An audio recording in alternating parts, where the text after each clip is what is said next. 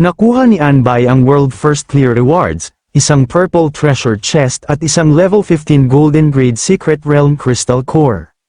Hawak ang kumikinang na dilaw na kubo, nagtaka siya kung ano ang ginagawa ng isang Secret Realm Crystal Core. Nang suriin ang core, ipinaliwanag ng kanyang kasamahan sa party na ito ay raw material para sa paggawa ng mga dungeon, na madaling nagkakahalaga ng 3 hanggang 4 na milyon sa Adventurers Association ng lungsod. Idinagdag niya na ang mga nagbebenta ay hindi lamang nakakakuha ng flat payout, kundi pumipirma ng royalty contracts, kumikita ng komisyon tuwing tumatakbo ang mga manlalaro sa dungeon. Binuksan ni Anbay ang purple chest, sumabog ito ng loot, nagbigay ng Demon King Remnants, isang Tier 3 Summon Skill Book, isang Sorcery Bone Staff, at isang Black Witch Necklace. Tumingala sa basag na purple sky at napansin ni Anbay na ito ay isang solidong harvest, at sinabihan ang grupo na umalis bago tuluyang gumuho ang Pocket Realm, nilamon ng mga haligi ng purple light, ang buong squad ay na-teleport palabas ng gumuhong dungeon. Tumawa ang Bandana Brothers tungkol sa kung gaano kadali nilang na-clear ang realm, ngunit agad siyang sinaway ng kanyang kasamahan, pinaalalahanan siyang si Anbay ang nagdala ng buong run ng mag-isa.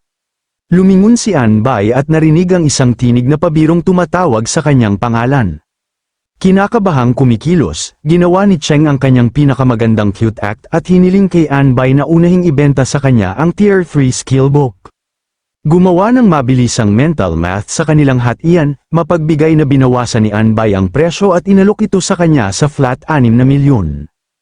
Agad na lumingon si Cheng sa kanyang kapatid na humihingi ng pera, ngunit mahigpit nitong hinawakan ang kanyang piggy bank sa sobrang takot sa kanyang 2 milyong yuan na life savings. Sumigaw siya ng balisa na yun ang kanyang future wedding fund, habang kinukutsa ni Cheng ang kanyang di umano'y love life. Humakbang si Jing upang mag-alok na sagutin ang anumang kulang niya, hawak ang kanyang mga kamay sa sobrang hindi makapaniwala, dinobol ni Cheng ang tanong kung talagang handa si Jing na maglabas ng 4 na milyon para sa kanya. Bago pa niya maproseso, tumunog ang system notifications habang agad na nag-clear ang parehong transfer, mahigpit na niyakap ni Cheng ang kanyang mayamang tagapagligtas, inilibing ang kanyang mukha habang nagpapahayag ng kanyang walang hanggang pagmamahal. Nang maayos na ang skill book, tinanong ni Anbay si Kuya Jiung na hawakan ang pagbebenta ng natitirang monster loot, na masaya niyang pumayag.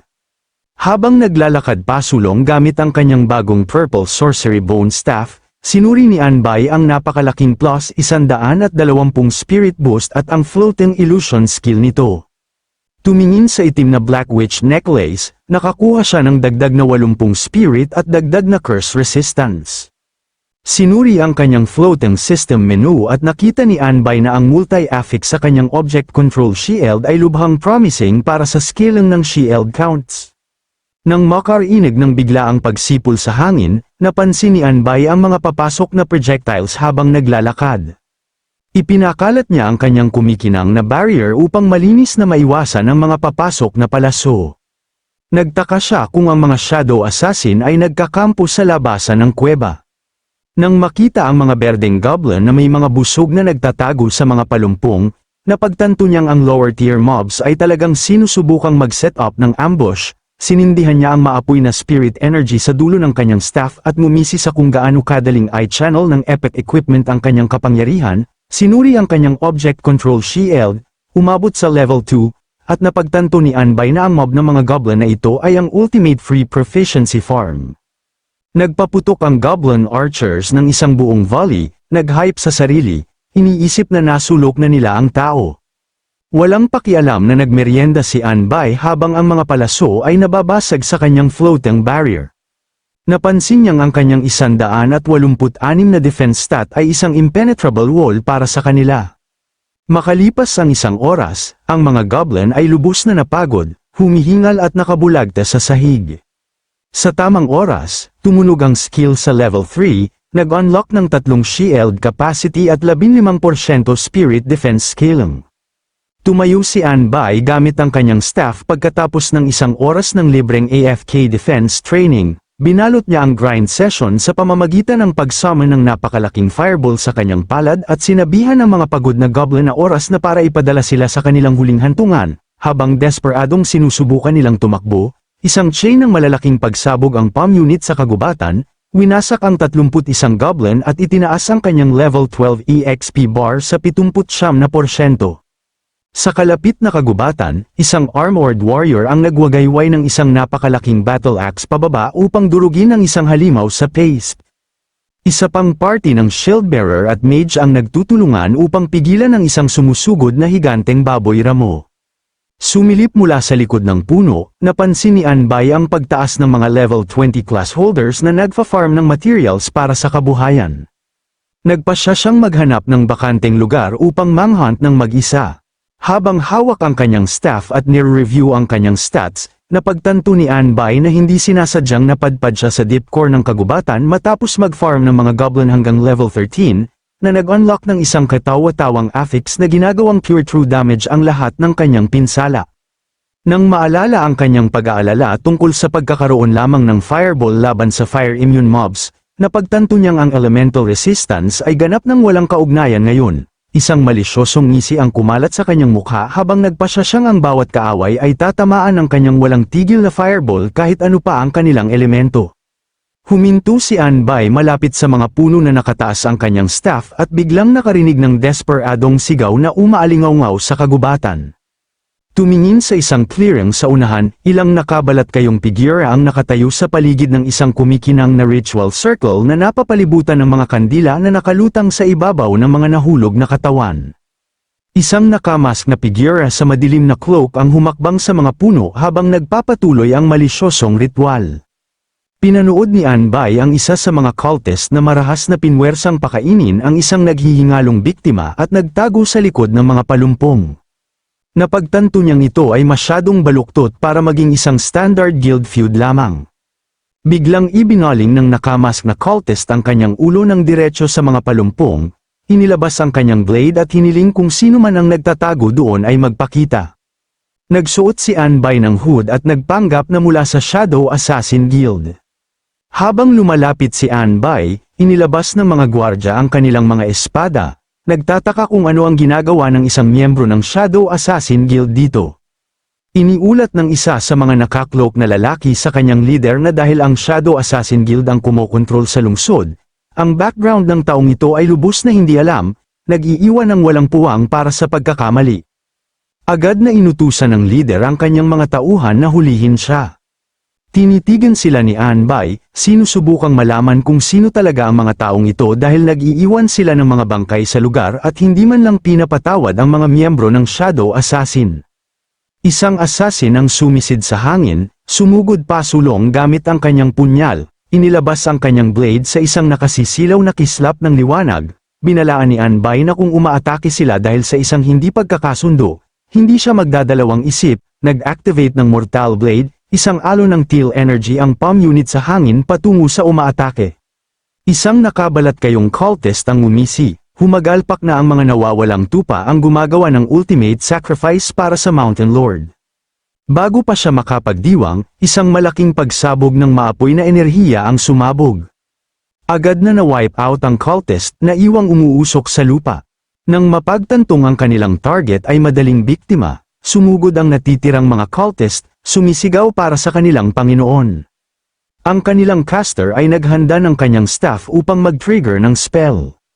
Nag-chant siya ng incantation sa Abyssal Demon Lord, isinakripisyo ang lahat para sa power boost. Agad na nag-mutate ang kanyang kamay sa isang kumikinang na stone claw. Nag-transform siya sa isang level 20 purple elite stone golem na may 500,000 HP at sumugod. Biglang, maraming fireball ang bamara ng diretso kay Anbay. Nagtaka siya kung anong klaseng insane skill ang nagbibigay sa isang tao ng ganito kataas na attack at defense ng biglaan. Ang kalabang caster ay nag-chant na parang baliw. Naghulog ng bloodlust aura sa halimaw upang itaas ang attack power nito sa langit. Sinubukan ni Anbay na lumayo, ngunit isang maapoy na shockwave ang sumabog sa buong battlefield. Lubos na nabuff at kumikinang ang pulang mata, ang golem ay tumalo ng mataas sa hangin, handang ibagsak ang parehong kamao pababa sa kanya. Tumama ito sa barrier ng buong lakas, nagdulot ng malaking pagsabog sa impact. Habang pinapanood ang mga bitak na kumalat sa harap ng kanyang mukha, napagtanto ni Anbay na ang durability ng kanyang shield ay lubos nang na-max out. Ang barrier ay tuluyang nabasag sa gintong mga pira-piraso, nagpadala kay Anbay na lumipad paatras. Bago pa siya makakuha ng direktang pinsala, nag-trigger siya ng illusory sorcery, na tunaw sa berdeng liwanag at muling nagpakita sa itaas ng kagubatan. Lumulutang ng mataas sa itaas ng canopy, napansin ni Anbay na ang kanyang katawan ay parang walang timbang. Tumingin sa ibaba, nakita niya ang kumpol ng mga halimaw na magkakasama sa clearing sa ibaba. Itinaas ang kanyang staff, nagtaka siya kung kaya nilang hawakan ang kanyang ihuhulog sa kanila. 12-12 ng higanteng gintong fireball ang nag-materialize sa kalangitan sa paligid niya. Pinakawalan ng kanyang Fire of the Crimson Lotus, isang literal na meteor shower ang bumuhos, winasak ang target na lugar. Nang kumino ang usok, walang natira kundi mga nasunog na bunganga na malalim na nakabaon sa lupa. Makalipas ang ilang sandali, isang armored scout ang dumating sa pinangyarihan, lubos na namangha sa kabuuang pagkawasak. Nang may makita sa nasunog na lupa, agad siyang sumigaw para sa kanyang kapitan na lumapit. Nakayuko sa kakaibang marka sa lupa, tahimik na sinuri ng Knight Captain ang pagkawasak. Inutusan niya ang kanyang tauhan na iulat agad ang anumang abyss activity at magdala ng mga eksperto upang siyasatin ang mga rune. Tinanong niya kung nakita nila kung sino ang nagpadala ng distress signal, ngunit kinumpirma ng kanyang scout na walang bakas ng mga ito. Nang suriin ang wreckage, naisip ng kapitan na ang sinumang tumawag ng tulong ay malamang na hindi nakalabas ng buhay. Samantala, nagtungo si Anbay ng mas malalim sa kagubatan, naiinis na ang isa sa kanyang mga target ay nakatakas. Bumalik sa lugar, isang matandang eksperto ang samuri ng mas malapitan at kinumpirmang ang mga rune ay authentic abyss script. Nakaluhod sa kumikinang na magic seal, binalaan ng matanda na ito ay isang Erosian barrier na ginawa ng Cult of the Abyss. Nang suriin ang wreckage, naisip ng kapitan na ang sinumang tumawag ng tulong ay malamang na hindi nakalabas ng buhay. Lumingon siya sa matanda ng may hindi paniniwala, hinihiling na malaman kung paanong biglang lumitaw ang mga cultist na ito sa labas ng Jiang City. Agad na inutusan ng mga kabalyero ang lahat ng patrol team na hanapin ang Cult of the Abyss habang nagpapadala ng emergency notice para sa lahat ng estudyante at class holders na umatras pabalik sa kaligtasan ng lungsod. Samantala, sa loob ng Dungeon Hall Conference Room, sinusuri ng Education Bureau Director na si Lin Xingshan ang taunang high school recommendation list, binalaan ng lahat ng naroroon na hindi niya tatanggapin ang artipisyal na pagpapalaki ng stats. Ang principal ng Second High ay nagsimulang magyabang tungkol sa kanyang top student na umusad sa Tier 3 Ice Mage. Ngunit biglang sinampal ni Director Lin ang kanyang kamay sa mesa, pinutol siya. Galit na tinitigan ng director ang board at hiniling na malaman kung bakit wala ang pangalan ng estudyanteng si Anbay sa recommendation list. Nagsalita ang principal ng Shuun High, pinaalalahanan ng lahat na si Anbay ay kabilang sa First High, na nag-iwan sa principal ng First High na lubos na naguguluhan. Hawak ang kanyang ulo sa sobrang panik, nauutal na nagsalita si Principal Jiang, na sa paanuman ay hindi pa nakarinig ng kanyang sariling top student. Pagkatapos ay lumabas ang opisyal na mga record, na nagpapakita kay Anbay na nakaupo sa numero 1 sa 4 na magkakaibang dungeon, bawat isa ay na-clear sa Purgatory difficulty na may SSS ratings, solo first clears, at perfect zero damage runs. Malamig na binalaan ni Director Lin si Principal Jiang na kung ang kanyang paaralan ay nagbaon kay Anbay dahil sa mga nakatagong motibo, isang buong investigasyon ang susunod, na nag-iwan sa desperadong principal na nauutal na nagsasabing ito ay dapat na bug sa dungeon. Napabuntong hininga si Director Lin, binalaan si Jiang na ang isang prodigy tulad ni Anbay ay magniningning pa rin sa national exams, at si Jiang ang mananagot ng buo. Bago pa makasagot ang principal, isang emergency broadcast ang kumalat sa buong pasilidad, binalaan ang lahat na ang Cult of the Abyss ay lumusat sa city perimeter. Biglang namutla si Principal Shilon nang maalala niyang si Anbay ay kasalukuyang nasa labas na nagfa-farm ng mga halimaw sa danger zone. Tinitigan si Jiang, binalaan siya ni Lin na kung may mangyari sa kanilang top student, ang principal ay haharap sa matinding dereliction of duty charges. Tumangging maghintay, ginamit ni Lin ang kanyang high-level authority upang agad na mag-issue ng emergency military search and rescue mission para kay Anbay. Sa labas ng kagubatan, isang military squad ang dumating sa isang madilim na crime scene na puno ng mga bangkay at isang madilim na ritual circle, napansin na ang mga cultist ay kakatakas lamang. Nang lumabas ang high-priority rescue team sa kanyang HUD, napabuntong hininga ang squad captain, Nagtataka kung sino ang batang ito upang makatanggap ng espesyal na tretuhan sa gitna ng aktibong pag-atake. Nagpa siya ang kapitan na ang cult threat ang dapat unahin, kaya inutusan niya ang kanyang team na huwag pansinin ang rescue mandate at sa halip ay tumakbo pagkatapos ng mga tumatakas na cultist. Ang squad ng mga kabalyero ay tumakbo sa madilim na kagubatan sa mainit na paghabol, determinadong huwag hayaang makatakas ang kanilang mga target. Pinalibutan nila ang isang nag-iisang cultist sa isang clearing, buong kumpiyansang idiniklara na ang mga gutterbug ay wala nang matatakbuhan, hanggang sa lumingon ng cultist na may kumikinang na purple eyes at isang baliw, sadistikong ngisi na agad na nagpapalam sa kanila na pagsisisihan nila ang paghuli sa kanya.